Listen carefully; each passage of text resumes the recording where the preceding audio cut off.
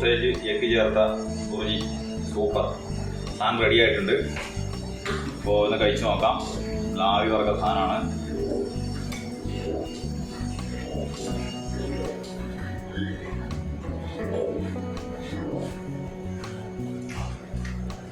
Bhurji video എല്ലാവർക്കും ഇഷ്ടമായെന്ന് വിശ്വസിക്കുന്നു. വീഡിയോ ഇഷ്ടമായ എല്ലാവരും ലൈക്ക് ചെയ്യുക, സബ് ചെയ്യുക, ഷെയർ ചെയ്യുക.